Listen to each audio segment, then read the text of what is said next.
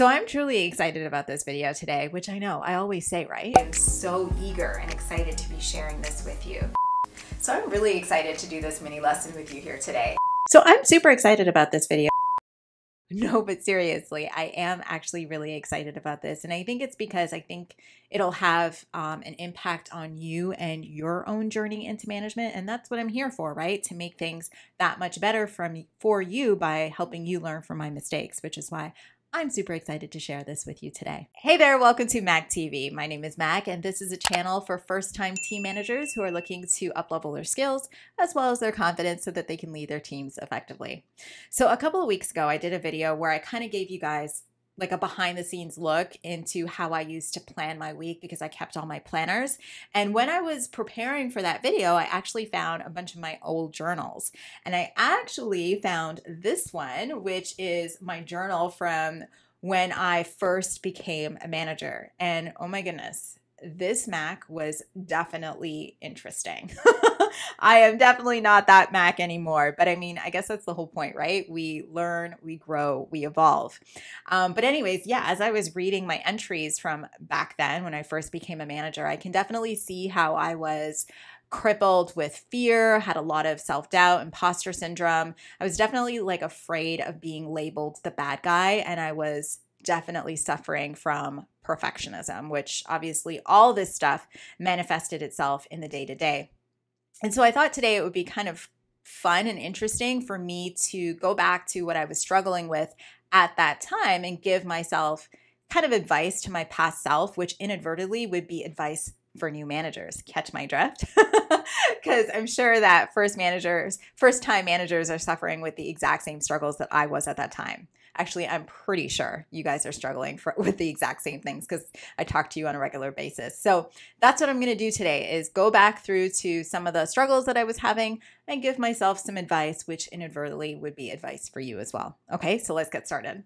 So the first piece of advice that I would give to newbie Mac in this case, and I actually wrote all this stuff down, is number one, be honest about when work is returned that does not meet your expectations. So as I was reading, I saw that there was like so many instances where I was not upfront about work that didn't meet my expectations. And I think it's because I was obviously very afraid of hurting people's feelings. Now, I am a high HSP, so I'm a high empath, and I tend to like take on people's emotions. And because of that, I don't want to hurt people. And so what would happen was, a team member would hand in work or whatever the case might be, and I would look at it and be like, well, this is good, but I know it could be better. And instead of giving that feedback, because I didn't know how to give that feedback and like how to separate the work from the person and make sure that I wasn't hurting that person's feelings, but being very honest about what they were handing in because I didn't know how to do that. What I would do is say, oh, this is great work, and secretly know that it could have been better, and then spend my time, my personal time, redoing it or adjusting it in some way, which was not right. I mean, it wasn't right because obviously I wasn't being honest with my team member, which was wrong, and also because I was spending time doing work that I shouldn't have been doing. Right? So it was like ridiculous on two different levels. So my advice for new managers is that if you're in this boat where you are fearful of hurting feelings, and so you're not necessarily being 100% upfront with giving feedback, is that you learn how to give feedback so that you are more courageous in these situations, because that's your job as the manager. As I obviously learned, is to help your team members be better. And that means sometimes you got to be honest about the work that you're getting and the fact that it's not meeting expectations. And honestly, they'll be better off for it. But you have to drink that courage juice, like I often like to talk about on my channel, and be honest about the work that you've received and make sure that they understand clearly what the expectations are. So yeah, that would be my first piece of advice. Okay, so the second piece of advice that I have for newbie Mac is don't take things so personally, and also sometimes people are just jerks. So my department and everything about it was something that I actually built from scratch. So if you've been following me for some time, then you know that I actually got promoted when my department was itty bitty. There was like 4 of us on the team, and we had like no processes, no systems, no nothing. And, with the help of my incredible rock star team, we were able to grow that 4-person team with no direction into a team of 25 plus with a vision that we were working diligently at fulfilling. And so everything about this department was my baby. And so every time someone had something constructive or even just non-constructive to say about it, I took it really personally. Now, like I said, some of it was not constructive. Like a lot of our clients that we had just did not know how to communicate effectively, and some of the things that they said didn't make any sense. But a lot of it too was, or some of it I should say, was definitely constructive. And I wish that I had of not taking things so personally and just listened to what people had to say and not shut it out. So my advice for new managers is that it's really important for you to listen. I remember back in the day, I took a course on accepting constructive criticism. And one of the best things that I learned from that course was the importance of asking for concrete examples. So instead of like pushing back on the criticism that you're getting, ask the person to cite specific examples for you so that you can see exactly how they're seeing things and then kind of gauge whether or not what they're saying makes sense and apply and adjust from there. Now, this, of course, is going to be hard, particularly if the department is your baby and you do find yourself being a little bit protective of it, right? But over time and with practice, you will get better and better at accepting the feedback that comes your way. Now, I will say that this is actually an indication of you caring, which is not a bad thing. I would much rather have someone on my team that cares than someone who's like neither here nor there on the whole thing, right? It's so much better if you actually care. And so, yeah, you might be a little bit protective, but that just means you actually care. So the third piece of advice I would have given myself back then is to just trust myself more because I had some pretty good instincts.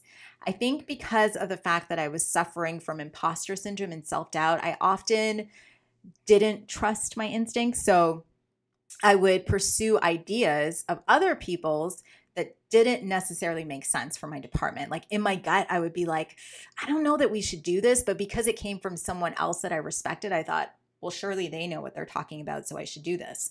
Or sometimes I would make a decision or come up with an idea and doubt myself immediately and run to like a mentor for for advice and follow their advice instead of trusting my gut and my own vision.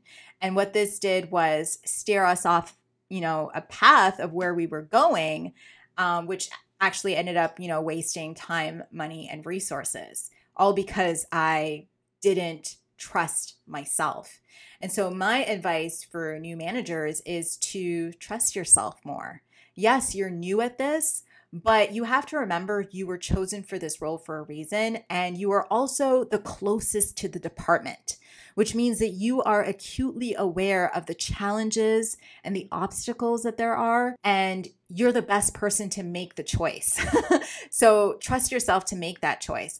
That's not to say that you're not going to seek out other people's advice and look to people that have more experience than you to give you advice. But what I'm saying is if your gut is telling you something different, trust that gut because most likely you're onto something. I just don't want you to completely bypass it just because you're suffering with imposter syndrome and self-doubt. There's a reason why you're thinking like that. So trust that instinct that you have and follow through on it because most likely you got some good instincts. So the fourth piece of advice that I would have given to myself back then would have been to learn how to manage my emotions better because I was really bad at this. In fact, if you talk to any of my team members now, they will tell you that I kind of had a propensity to go from 0 to 100 real quick.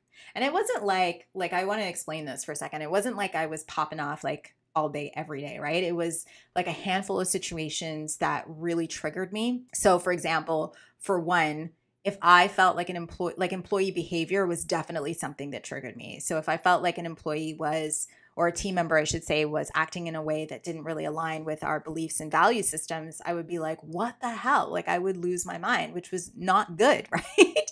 That's not good in a professional manner. And also it's not good because I had worked so hard to build trust with these team members and I was ruining it in one instance, right? Now, I think I was very fortunate because I had team members that were very mature and looked past these deficiencies of mine and often gave me the benefit of the doubt. Like when I would go back and like apologize or whatever, they'd be like, "Oh, Mac, I know you're super stressed," which I think was like very nice of them to do. But they didn't have to do that. And I think I was very fortunate in that way. But I should have definitely learned how to manage my emotions better. I think a lot of what I was upset about, I had valid reason to be upset about, but it was just the how that I was dealing with it was not okay. So my advice to new managers is that if you are like me, where you find yourself like getting upset when, you know, your team members let you down or whatever, it's really important for you to learn how to manage your own emotions so that you're not acting in an unprofessional way when these things happen, right? Because usually you have a valid reason for the way that you're feeling. It's just that you have to make sure that you are displaying it in the right way. You know what I mean? And this happens to like a lot of us. I don't think this is something that you should be ashamed about. I'm not ashamed of it. I'm just telling you that that's what I did. And I don't want you to be ashamed of it. I just want you to learn how to manage it better. So the fifth piece of advice that I would have given to myself is learn how to repeat yourself more. So I made the mistake of, saying something once and then assuming the other person understood or that my team understood. And then I would get frustrated when I got the work back or whatever the case might be, and it wasn't done to my expectations. Well, it's because people need to hear things more than once to really get it.